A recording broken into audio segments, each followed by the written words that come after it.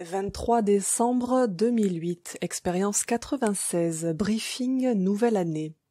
Ce matin, j'étais de bonne humeur sur la clairaudience. J'en ai profité pour discuter avec toutes mes plantes. Apparemment, elles vont toutes bien. L'état de la plante infestée de pucerons s'est parfaitement stabilisé et le nombre de pucerons a décru de manière très significative. La plante elle-même a fleuri toute la semaine dernière et se porte très bien. Le lutin qui s'en occupe me confirme que c'est bon et que l'expérience est terminée. Comme quoi ils avaient raison, la bombe à pucerons n'a pas servi et je n'ai pas eu besoin d'exterminer les pucerons en les mettant sur le balcon. Simplement de l'amour et de l'attention et l'intervention du déva des pucerons qui a rééduqué la population a suffi à amener un équilibre. Ça laisse de l'espoir pour nous. Mon Monsterosa m'a reproché de ne pas l'avoir brumisé depuis une bonne semaine déjà. Il a raison, je reconnais. Je lui ai promis qu'il y aurait droit ce soir. Une plante a essayé de me gratter un pot plus grand et je lui ai expliqué qu'elle avait déjà assez grossi comme ça. Elle est énorme. Ma femme m'a expliqué après coup que c'était plus ou moins elle qui lui avait promis. Bon, ok, on verra. Une autre semblait désespérée dans un coin. En fait, elle était dans un endroit isolé où je ne la voyais pas et où du coup je ne m'occupe pas d'elle. Elle envoyait de telles vagues d'angoisse que j'ai dû me résigner à la mettre sur la table. Son soulagement était tangible.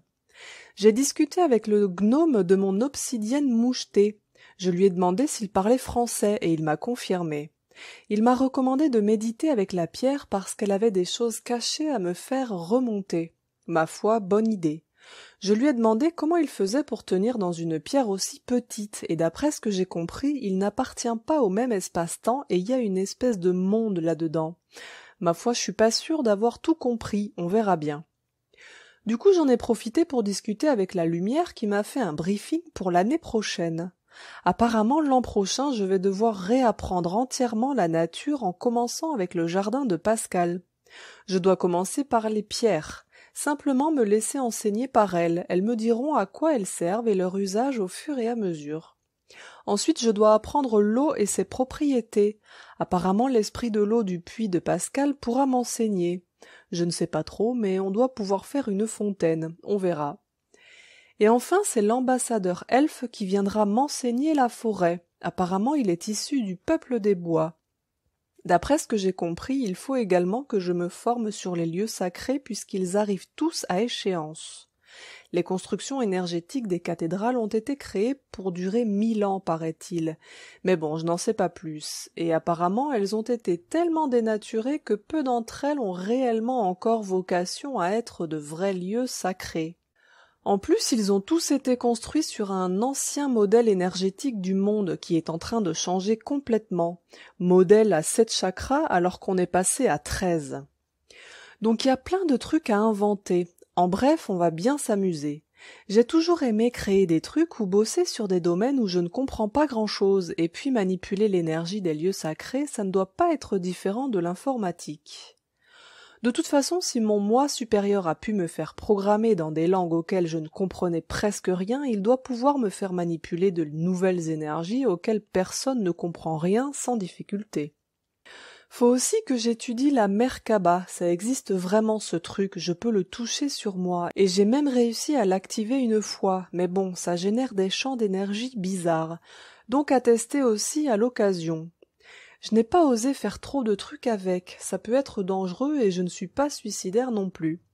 Donc faut que j'écrive tout ce que je fais et je continue à bosser l'amour inconditionnel en même temps. Voilà, on verra, mais je pense que je vais bien m'amuser l'année prochaine. PS, je ne sais pas ce qu'elle m'a débloqué la pierre, mais j'ai l'enfant intérieur excité comme un fou aujourd'hui. Du coup, c'est vrai que je parle mieux avec tout l'univers.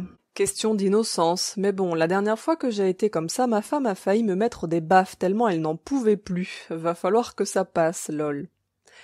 PPS, tu vois Marion, tout dépend du contexte et quel aspect de nous-mêmes nous considérons. À mon niveau incarné, je considère que je vais créer des trucs pour m'amuser, mais à un niveau plus haut, je sais que je vais juste faire ce que le moi supérieur me dit, et à un niveau encore plus haut, je sais que ma part en dehors de l'espace-temps a déjà tout fait, vu et créé, donc rien ne peut être inventé.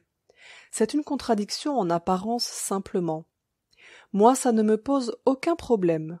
Les mots ne peuvent que donner une vague idée des choses, il faut les vivre et le mental finit par être dépassé face à la notion de dimension multiple, donc un texte restera toujours limité. C'est pour ça que la seule vérité valable reste celle que chacun peut expérimenter par lui-même, quoi qu'il arrive.